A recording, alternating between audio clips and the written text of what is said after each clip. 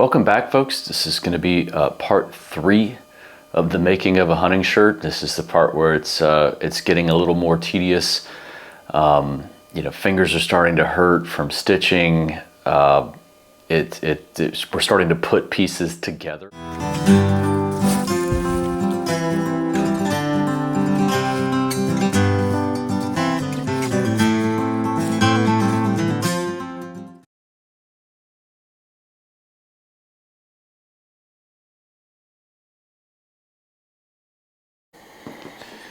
Okay, so now I've got this square piece. It's roughly 5 by 5, and I've got my sleeve right here, and this is the selvage edge now that's attached to the body later. And I need to add this square piece to this rectangular sleeve. Now, I've oftentimes seen these shirts called square and rectangle shirts, not just hunting shirts, but early pattern shirts in general. And that's because all of the pieces are made with squares and rectangles. I mean, the entire pattern and cutting out is either a square or a rectangle. So we got to kind of geometrically fit all these together to match a rounded body style. One of these pieces here has a selvage edge. So one of the things I'm going to try to do here is match up selvage edge to selvage edge. And that way it's just one, it's just easier to do overall. But this is going to have to go into this shirt as kind of a diamond shape like this, right? So I match up the seams, and it goes in, like I said, as a diamond. I don't know how else to describe it. And what it's going to do is give us a longer piece here in the underarm to match that sort of underarm range of motion over here. So as I raise my arms, above my shoulders, for example, I need a little bit more length in that underarm sleeve, and that's how you accomplish it with a square being attached to a rectangle. Okay, so as you can see here now, I have the underarm gusset attached, and when the sleeve is laid out, again, this is inside out, so you can see the seam. You see kind of how that gusset fits down when it's attached to the body. It gives you that little bit of extra length in the underarm. So now the thing to do is to backstitch this in place, and that's just going to take a few minutes here to get, again, nice, small, and tight seams. That's really what we want to get out of this, and I just can't emphasize that enough, because I see a lot of people who hyper focus on hand sewing, and that's good. That's a great thing I think for our hobby and for overall authenticity.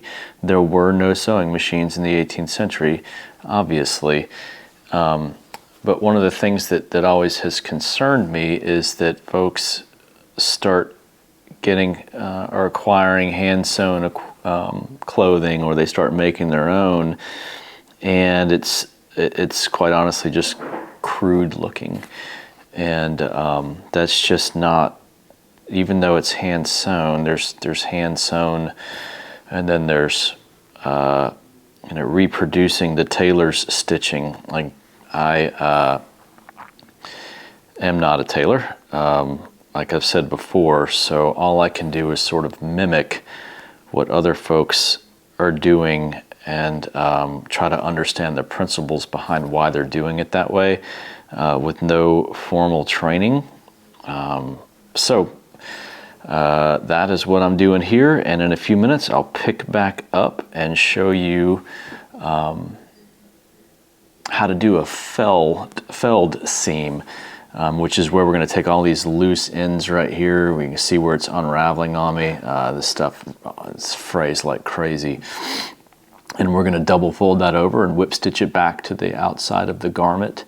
And that will create a protective layer for that seam so it can't unravel anymore. But that'll be after I finish sewing on this gusset.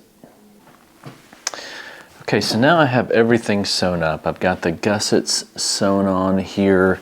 I've got the main sleeve seam completed, and I've got the vents that are hemmed So now what I need to do is do what's called fill these seams. And the way I'm going to do that, first thing I do is I'll mark the side of the sleeve that I want the seam to show on, which is the back side of the sleeve.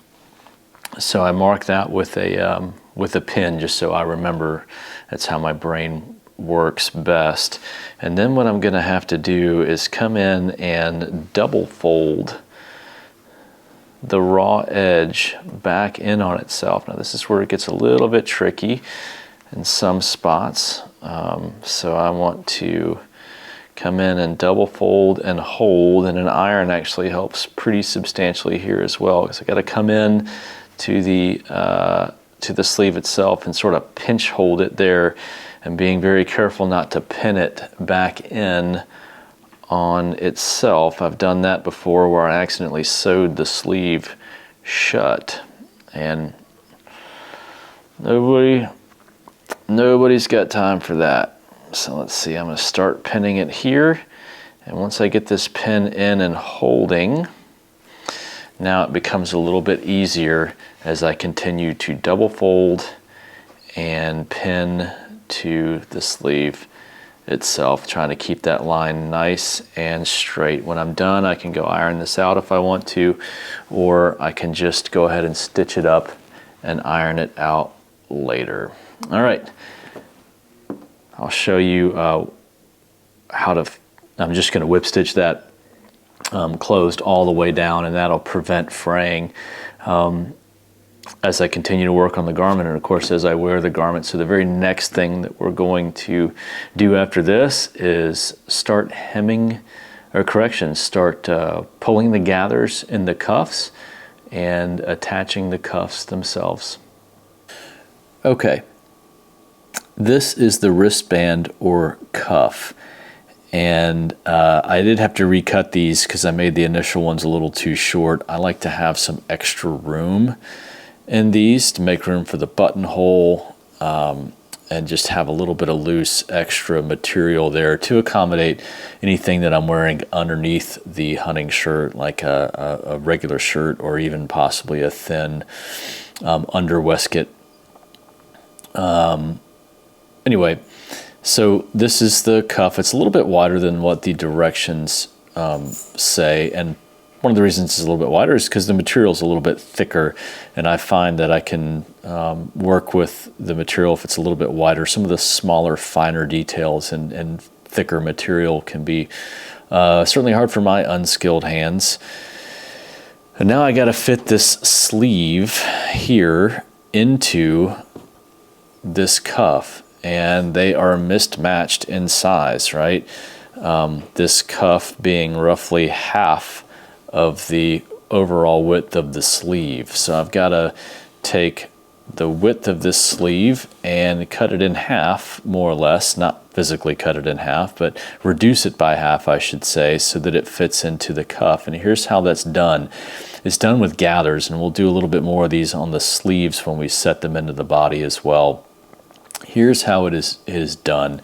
If you look here, you can see two parallel seams of this white thread, and those seams do nothing more than allow me to grab the two pieces here and begin pulling towards the center to make gathers, right? And those gathers will eventually be encapsulated by the cuff. So I'm going to pull these out, put the cuff on, and show you how I do gathers. One of the easiest ways I've found to do gathers is to take the cuff here and sort of encapsulate the vent edge of one of the sleeves. And all I'm going to do is take a pin and pin that in place roughly where I want it to stay. Now I'm going to go to the other side and do the same thing. Now, if you'll notice, like I said before, the sleeve doesn't fit in the cuff yet. We're going to have to work on that and gather it in, but I've found, and the directions indicate this as well, that by anchoring the ends here, it kind of helps hold everything in place while we try to get these gathers put in. So now what I'm going to do is take both of these threads that are from the gathering stitches, and I'm going to begin pulling them here gently so I don't break the threads, and then come to the other side, grab those two threads here, and do the same thing, gathering everything up in the center and trying my hardest to get those gathers looking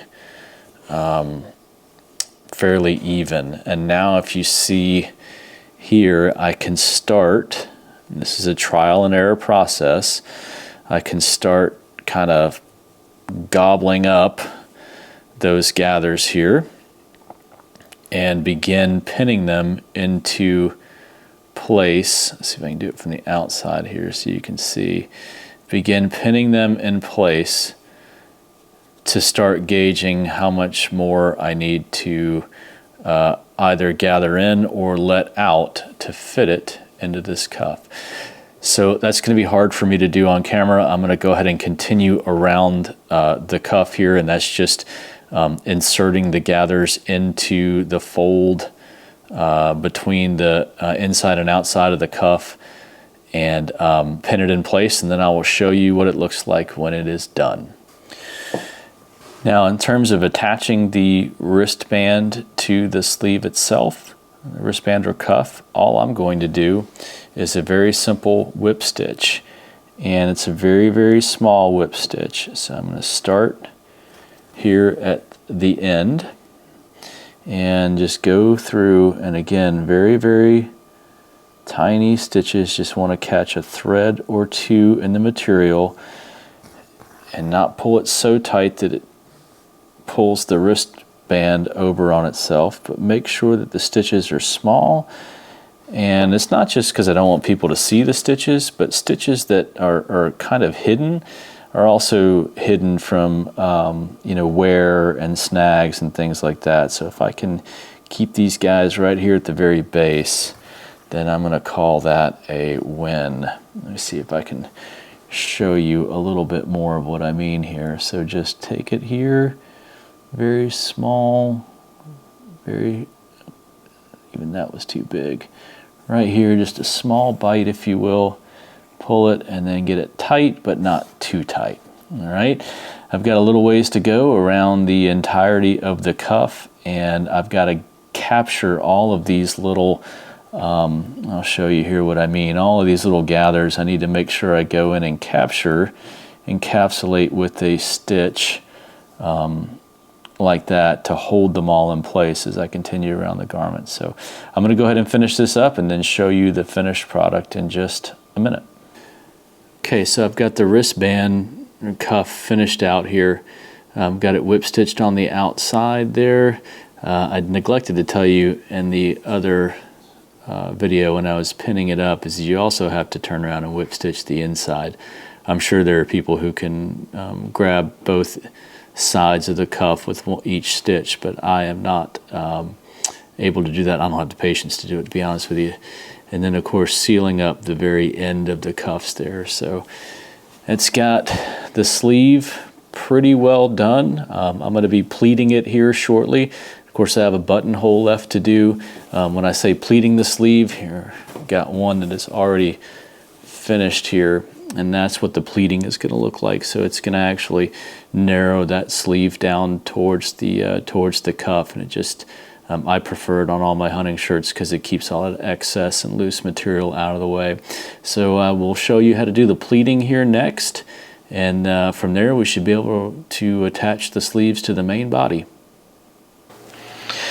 All right, so this is the next sleeve that we need to do, and I've got the pleats kind of pinned up already. As you can see by my little tailor's tack here, this would indicate that this is the right sleeve, with this this part of the shirt being the front of the right sleeve. So when I pin my gathers, I like to make sure that the gathers are going the same direction on both sleeves. And the way I remember that is from sort of the outside of the shirt running towards the back. So when I pin these gathers, or when I pin these pleats, and the way that I do it is just find an arbitrary point. A lot of times I'll use the end of my finger, that sort of 1 inch last pad of my finger, as a measuring tool to figure out roughly where those pleats should go. And then in this case, since I already have one sleeve done, the other thing I want to do is take it and I want to lay these sleeves out side by side, and I want to ensure that, number one, the pleats are both running the same direction, and they are, right? And that I have roughly the same number of pleats, because bilateral symmetry is an important part of making your garment look professional. And in this case, they do look pretty good. So all I do is take and fold over and pin those pleats into place, just like that. And now on the other side of the sleeve we're finishing, I actually have already started stitching one of those pleats up. Now this is one of the only times that I use a running stitch in the hunting shirt. And I do that because, like I said in a prior video, the running stitch, if one stitch breaks, the entire thing can pull out. Well, this particular seam isn't necessarily needed. It's not a, let me rephrase that statement. It is a needed seam, but it's not a seam that has a lot of strength as a requirement for the seam. So it's kind of tacking those pleats into place. If this seam breaks, it really doesn't matter. You just could go in and re-stitch it down. It's not like the garment is going to fall apart. So it's a decent place for a running stitch. So let's talk real quick about how to do that running stitch. And here's how I do it. Let me see if I can get this in front of the camera and the camera to focus on it here. You can see in the needle right there, I just kind of take it and a couple of threads at a time. I sort of poke it in and out, and when I get it there, I pull, okay, pull on the thread, and when I get to the end, I just give it a little bit of tension, just a little bit. I don't want to pull it too tight and gather up the pleat, but I do want there to be enough tension in the seam to where it holds the pleat in place. And that's it. I'll just keep going all the way around the shirt sleeve until I'm done with all the pleats.